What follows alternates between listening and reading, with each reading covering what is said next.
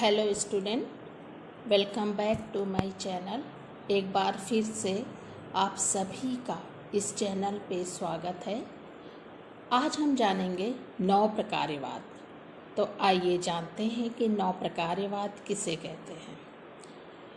1984 ईस्वी में American sociological association के सिद्धांत के सत्र में नौ प्रकार्यवाद पर विचार हुआ। इसके अध्यक्ष अलेक्जेंडर थे। अधिकांश पत्रों में इस बात की समीक्षा थी कि जब पार्सन्स के सिद्धांत अनुभविक आधार पर लागू किए जाते हैं तब इसके क्या परिणाम प्राप्त होते हैं। इसके बाद अमेरिका में यह स्वीकार किया जाने लगा कि नौ प्रकार्यवाद के जन्मदाता अलेक्जेंडर हैं। उन्होंने 1985 ईस्वी में स्वयं द्वारा संपादित पुस्तक न्यू फंक्शनलिज्म को प्रकाशित किया।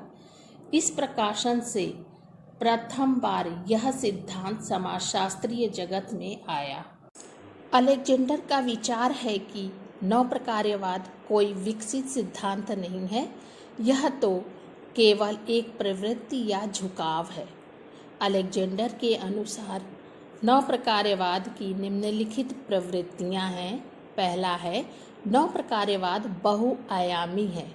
इसके अंतर्गत सूक्ष्म और विशाल दोनों ही विश्लेषण आ जाते हैं, अर्थात मीड और गॉर्फिंकल तथा मार्क्स और दुर्खीम दोनों के विस्तृत और सूक्ष्म सिद्धांत आ जाते हैं। दूसरा है, परंपरागत प्रकार्यवाद को यथास्थिति को त्याग कर वामपंथी बनाना पड़ेगा। पार्सन्स का आधुनिकता के प्रति जो झुकाव है उसे परिवर्तित करना पड़ेगा। आधुनिकता ने लोगों को अत्यधिक निराश किया है। तीसरा है, प्रकार्यवाद अमीरों और अभिजन वर्गों का है। इसे अपने इस दृष्टिकोण को परिवर्तित करना पड़ेगा। नवीन विश्लेषण में इसे गहराई से प्रजातांत्रिक बनना पड़ेगा। चौथा है, प्रकार्यवाद बराबर करता है, प्रतिमान बनाए रखो, यह इसका मुहावरा है। अब ऐसा नहीं चलेगा। नौ प्रकार्यवाद संघर्ष की चर्चा पहले करेगा। पांचवा है, रचनात्मकता। व्यवस्था में अनिश्चितता अवश्य आती रहती है, इसकी उपेक्षा नहीं की जा सकती। अप्रकार्यवाद की रचना करनी पड़ेगी। यह सृजनात्मक अंतःक्रिया के स्तर पर आ सकती है। नौ प्रकार्यवाद एक ऐसा सिद्धांत है जो वर्तमान में निर्माण के स्तर पर है। इसके लिए अधिकाधिक अनुभविक सामग्री चाहिए, अधिकाधिक सैद्धांतिक विश्लेषण चाहिए। इस सिद्धांत के क्षेत्र में अलेक्जेंडर ने मंच एवं लहुमान के अतिरिक्त Paul Colomy, D Gerstein, Mark Gould, Neil Smelser आदि ने उल्लेखनीय कार्य देखने को मिलता है। आइए जानते हैं कि नौ प्रकार्यवाद का विकास कैसे हुआ। नौ प्रकार्यवाद का प्रारंभ जर्मनी में सन 1984 ईस्वी में हुआ था, लेकिन यह प्रारंभिक चरण में यूरोप तक ही सीमित रहा। बाद में यह सिद्धांत अमेरिका में आया। पार्सन्स सन 1979 ईस्वी में हेडलबर्ग विश्वविद्यालय में अपने एक सम्मान समारोह में गए। इस समारोह में जर्मनी के मधुरनीय समाजशास्त्रियों ने हिस्सा लिया।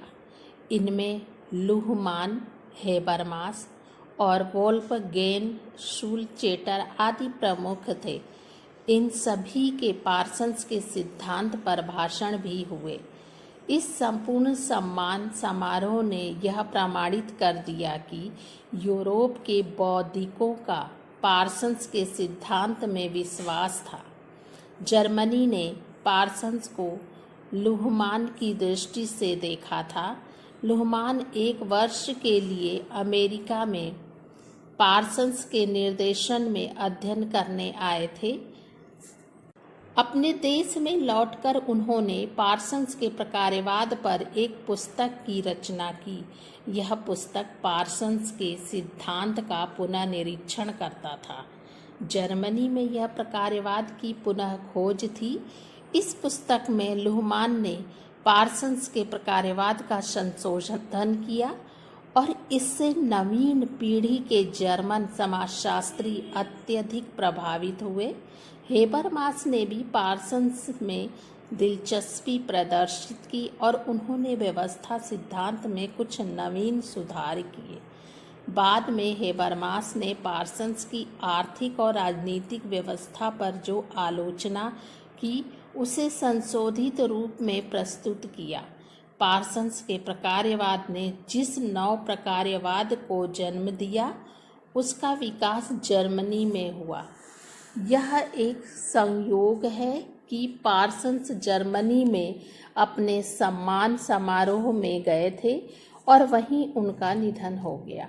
पार्सन्स के निधन ने जर्मनी के समाजशास्त्रियों को पार्सन्स पर गहन चिंतन का अवसर प्रदान किया, जिसके परिणाम स्वरूप प्रकार्यवाद विकसित हुआ। सिद्धांतों के अनुमोदन में अनुभवी अलेक्जेंडर उत्तर प्रत्यक्षवाद को एक कारगर पद्धति मानते हैं। इसी कारण वे पार्सन्स तथा अन्य समाजशास्त्रियों के परंपरागत प्रत्यक्षवाद को रद्द कर देते हैं। ऐसा करने से अलेक्जेंडर को विश्वास है कि समाजशास्त्र वैध निष्कर्ष देने में सफल रहेगा। ठीक इसके विपरीत उनका मानना है कि उत्तर प्रत्यक्षवाद तार्किकता पर अधिक निर्भर होगा। बच्चों, ये था नव प्रकार्यवाद के बारे में। धन्यवाद।